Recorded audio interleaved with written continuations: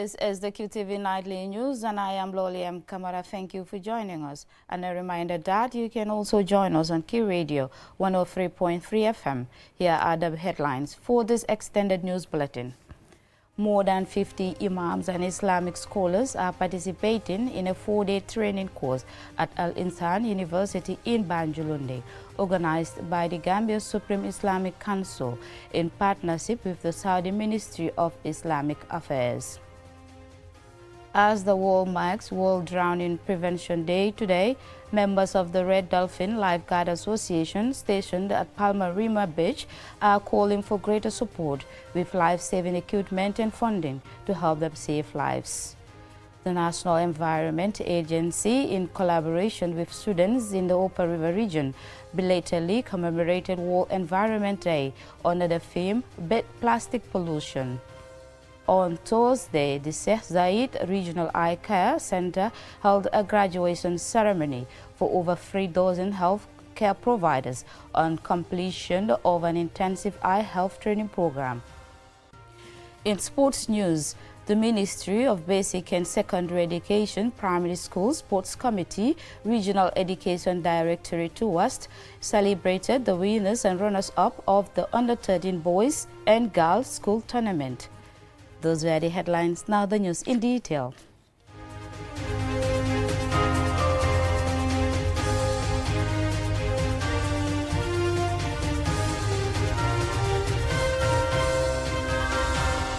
Thank you for joining us. More than 50 imams and Islamic scholars are participating in a 4-day training course at Al-Insan University in Banjulundi, organized by the Gambia Supreme Islamic Council in partnership with the Saudi Ministry of Islamic Affairs, Daud and the Guardians. Usman Jata reports. Islamic scholars and imams play a pivotal role in fostering peace and social harmony through sermons grounded in the teachings of the Holy Quran and the Sunnah of the Prophet Muhammad, peace be upon him. However, delivering an effective sermon requires more than just religious knowledge. It also demands strong communication and leadership skills to promote unity, foster interfaith dialogue, and support community development. Sheikh Al-Haji Esa Dabo, President of the Supreme Islamic Council, underscored the importance of the training in addressing contemporary challenges faced by Islamic leaders.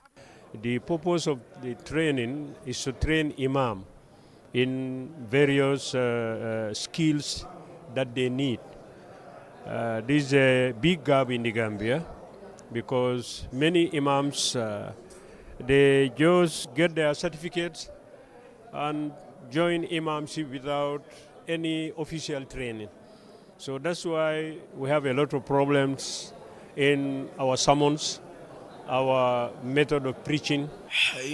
Established in 1993, the Saudi Ministry of Islamic Affairs, Dawah and Guidance is tasked with overseeing Islamic affairs, including the regulation of mosques throughout Saudi Arabia. Sheikh Adil Muhammad Subai'i, the lead trainer from the Saudi Ministry, emphasized the significance of sincerity and commitment in religious leadership. He also acknowledged the Gambia's growing presence in Islamic faith-based initiatives. Over the course of the 4-day event, participants will receive intensive training on topics such as leadership, mosque administration, and community engagement. Sheikh Al-Haji Ibrahim Jeju, Amirul Hajj of the Gambia, stressed the need for imams and scholars to continually adapt to evolving societal needs. Seeking knowledge never ends, but after acquiring it, the ability to convey that knowledge effectively becomes crucial. Without proper communication, the message can be lost. This training will help imams refine their skills to align with today's realities. The initiative is part of the Gambia Supreme Islamic Council's broader commitment to nurturing peace and cohesion through skilled religious leadership. Participants like Yahya Ba, Imam of Banjulundi, shared his expectations from the training.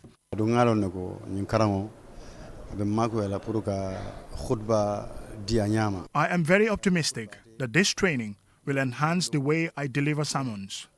Sermons are weekly events where people gather to listen.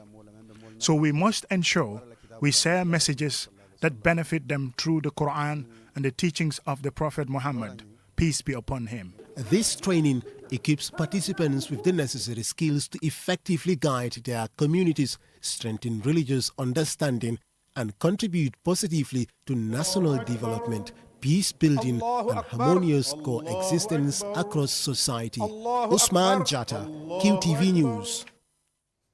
As the world marks World Drowning Prevention Day on July 25th, members of the Red Dolphin Lifeguard Association stationed at Palmarima Beach in the Senegambia area are calling for greater support with life-saving equipment and funding to help save lives. Yafatugay has more.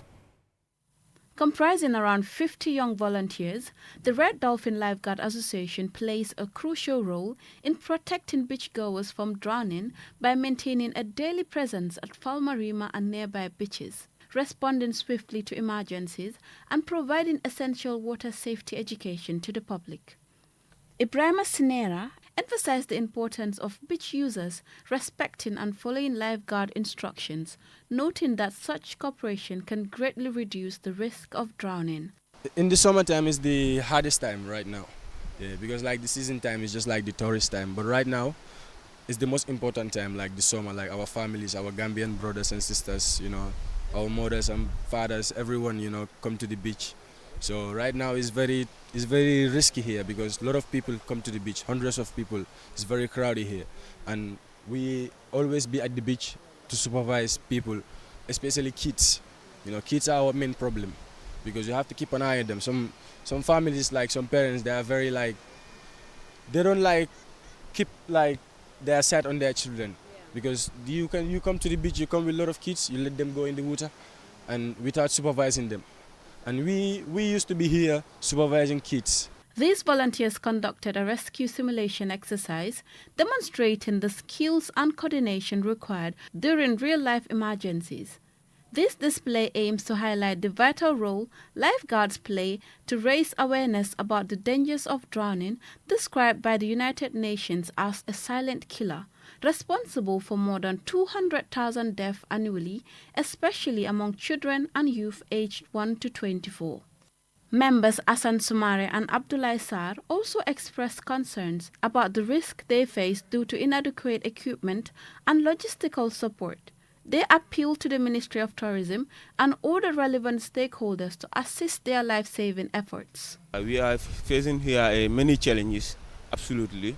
And the chiefs, they didn't normally listen to us when we are talking to them. That's our first challenges, and also, you know, we are not getting a pay from the government or neither the GT boards. Monica come, then what a japale lifeguard like equipment, you know. We work as volunteers, and some of our team members travel long distances every day just to be here. We urgently need financial support to cover transportation and other basic needs, so we can extend our life-saving services to more beaches. I also hope to establish a training school in the future, because the reality is that many Gambians cannot swim. The appeal for support by the Red Dolphin Lifeguard Association is a reminder that drowning is preventable with proper resources and awareness. As the world marks World Drowning Prevention Day, these unsung heroes hope their voices will be heard to save more lives. Reporting for QTV News, this is Yafat Gay. The National Environment Agency, NEA, in collaboration with students in the Upper River region, belatedly commemorated World Environment Day under the theme Beat Plastic Pollution. The event aimed to raise awareness about the environmental dangers of plastic waste and to promote sustainable practices among young people and communities in the region. Ma'am Nabuka has the details. World Environment Day is observed globally on June 5th. This year, the National Environment Agency marked the occasion in Basse, engaging children from 7 schools in the region to raise their awareness about the harmful effects of plastic pollution on the environment, human health, and wildlife. The program was also attended by fire service chiefs, forestry officials, and members of the Community Development Committee. The commemoration began with a march past led by the Scout Band and concluded at the Regional Education Directorate in Basse, where the main event took place. Sheikh Alkinki Sanyang, the head of Environment Education and Communication Unit at the NEA, explained the dangers of plastic pollution and urged the children to assist them in bringing an end to it. Boys and girls, we want you, your young brains, to carry out these important messages and take it out to the general populace. Man and nature are interdependent, and that the deterioration of one will lead to the deterioration of the other. Plastic bags contain toxic chemicals harmful to human health. To address this, the Gambia banned their importation and sale in 2015, urging full public cooperation. However, despite awareness campaigns, plastic bags are still widely used. Ibrahim Abujang, the Director of Admin and Finance at the NEA, states that while they continue to work on curbing the problem of plastic pollution, it is imperative that everyone across the board joins them on the fight. We must transform ourselves as a country, individual societies, institutions, schools, and everything from a throwaway society. Use it, you throw it out, to a culture where when you use the plastic, you think about reusing it. In August 2024, the National Environment Agency, together with security officers, seized over 8 tons of plastics in operations across Greater Banjul and the West Coast region, leading to the arrest of several suspected dealers. Mohamed Kurbali, Chief of Basse, praised the NEA for decentralizing the event to his region. He emphasized the vital importance of protecting the environment for future generations. Here is Haji Hatujanga, the Chief of Tumana District. They always come here to educate us on how to protect our environment, and we really appreciate their efforts. It is important that we also put their advice into practice and follow their guidance, as protecting the environment will ultimately benefit all of us. Sensitizing school children is crucial in building a generation that understands the dangers of plastic pollution and embraces sustainable practices. By involving young people in World Environment Day activities, the National Environment Agency is investing in the future protection of the environment, public health, and wildlife. Mamna Buka, reporting for QTV News. We'll now go for a commercial break. When we return, we have more local and the sports news. Do stay tuned and join us after the break. At Ajib Bank, we are more than banking.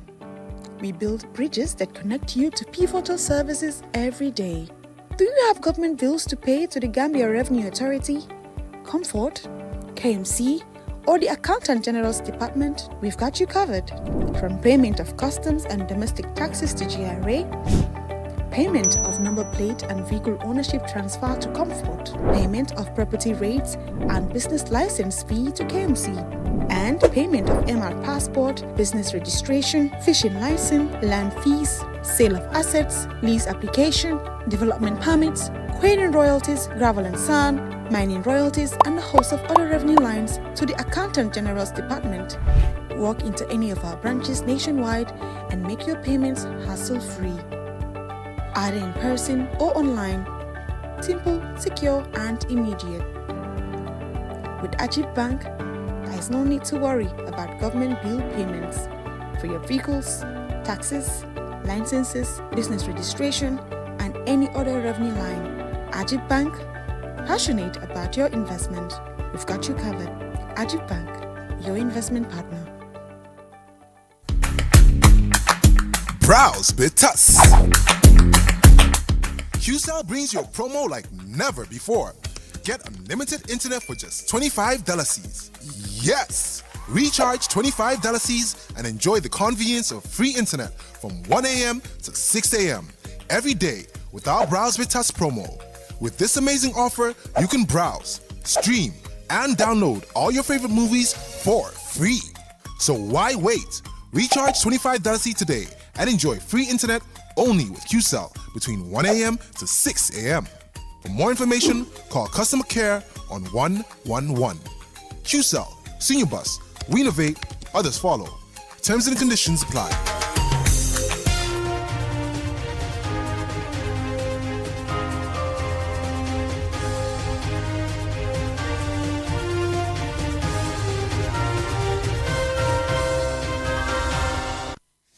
Welcome back.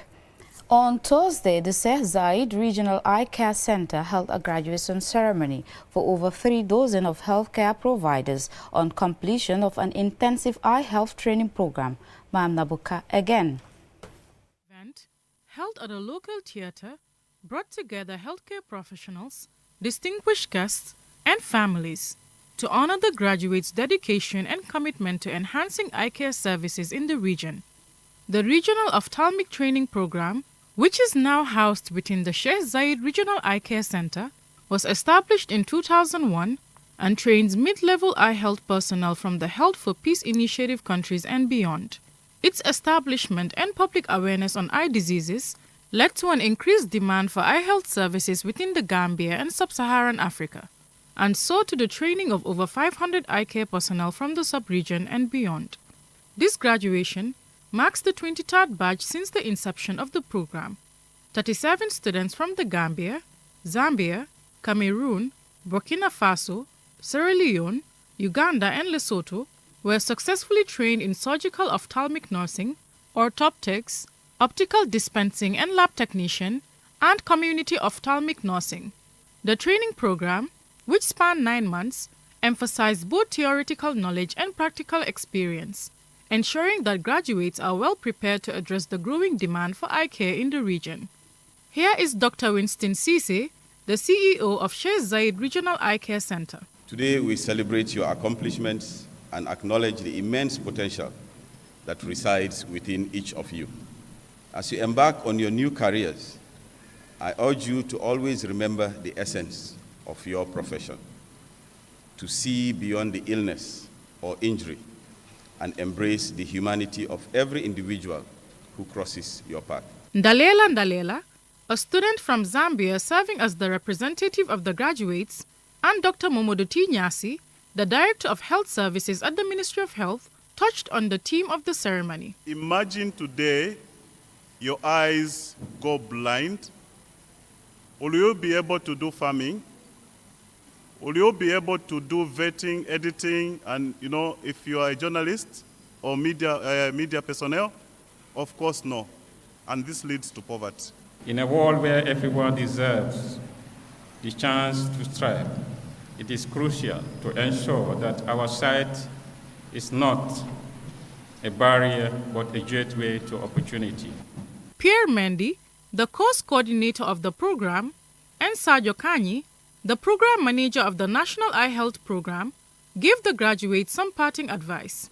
Be professional with ethics, being a good team player, avoid working in a box, always think out of the box, integrate yourself very well, don't work in isolation, and always consult when and where necessary. Let's know our limits. Don't go beyond what you shouldn't go. If you go beyond that, you create problems for yourself. The event concluded with the presentation of certificates and awards to the graduates in acknowledgement of their hard work and academic accomplishments. Moving forward, they are expected to make a significant impact on the future of eye care across the continent. Mam Nabuka, reporting for QTV News. Over 600 students have graduated from Gambia Muslim Senior and Upper Basic School during a colorful ceremony where speakers urged the graduates to remain committed to excellence, uphold discipline, and pursue their future goals with dedication. The ceremony was held at the Penchemi Hall in Senegambia. More in this report by Yava Tugay. The graduation marked the successful completion of the students' formal education at the institution following their recent participation in the 2025 WAS and GABEC examinations.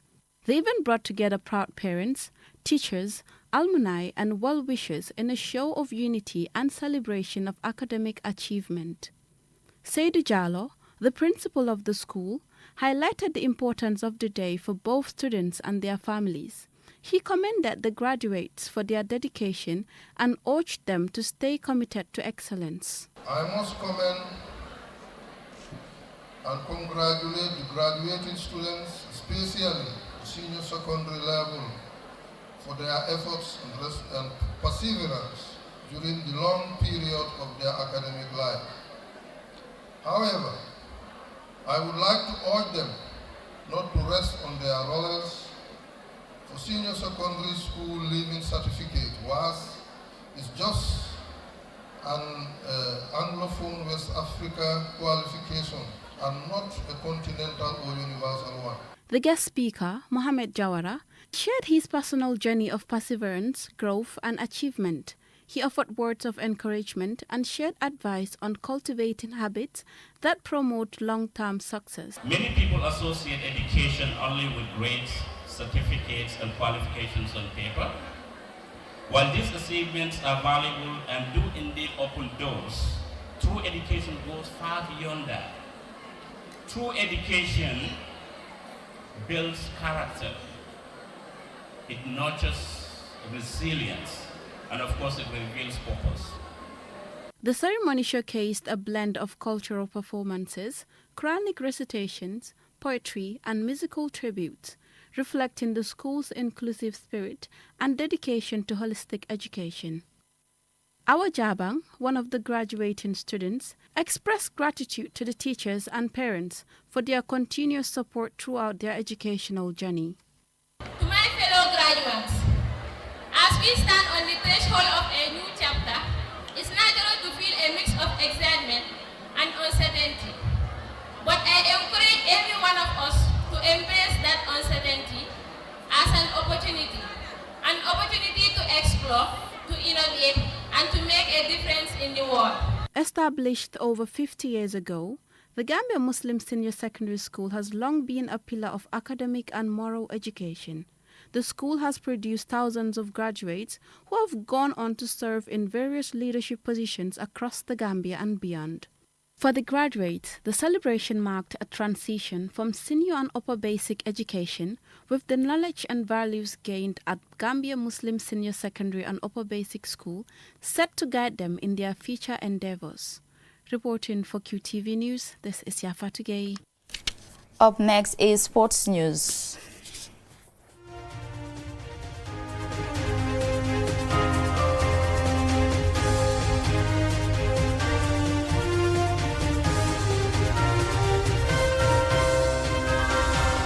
The Ministry of Basic and Secondary Education, Primary School Sports Committee, Regional Education Directorate 2 West celebrated the winners and runners-up of the Under-13 Boys and Girls School Tournament concluded a few weeks ago. Our sports reporter, Mamadou Gajaga, attended the award ceremony and he now reports. The Regional Directorate 2 West and the Regional Primary School Sports Committee organized a ceremony for their Under-13s football team, which accomplished remarkable success by winning the boys category of the Regional Primary Schools Under-13 Football Championship in Jarasoma earlier this month.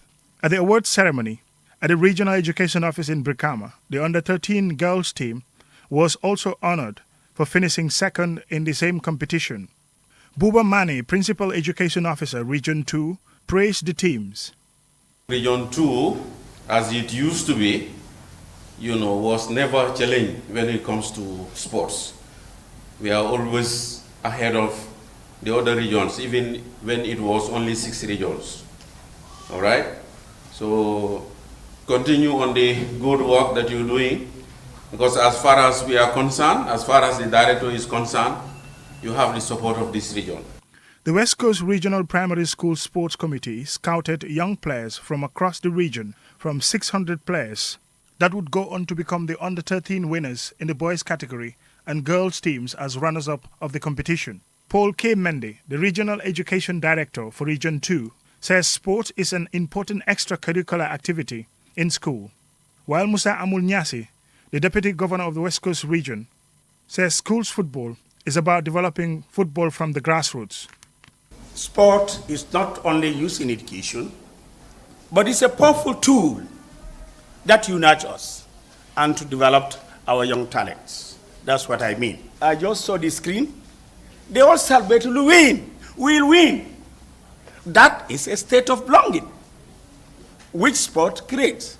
So we should not support sport. When football coaches started going out to the farthest community in the Gambia to scout for players, Gambia football or Gambian football have got to a level where none of us ever anticipated that Gambian football will get there. So it tells us that the answer for football in the Gambia to keep moving and to be on track, we have to nurture grassroots football. The event also featured a cultural dance and presentation of certificates, medals, trophies, and other accolades to deserving awardees. The success of these youngsters and the recognitions they've received should serve as an inspiration for them and others. Umudu Gajaga, KTV News. Before we end, here's a recap of the headlines. More than 50 imams and Islamic scholars are participating in a 4-day training course at Al-Insan University in Banjulunding, organized by the Gambia Supreme Islamic Council in partnership with the Saudi Ministry of Islamic Affairs. As the war marks World Drowning Prevention Day today, members of the Red Dolphin Lifeguard Association stationed at Palmarima Beach are calling for greater support with life-saving equipment and funding to help save lives. The National Environment Agency, in collaboration with students in the Upper River region, belatedly commemorated World Environment Day under the theme Beat Plastic Pollution.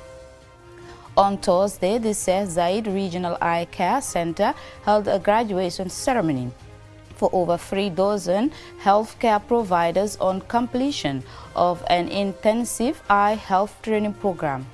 In sports news, the Ministry of Basic and Secondary Education Primary School Sports Committee Regional Education Directorate 2 West celebrated the winners and runners of the Under-13 Boys and Girls School Tournament. That's all for this news bulletin. Join us tomorrow at 8 p.m. for another bulletin. Thanks for watching.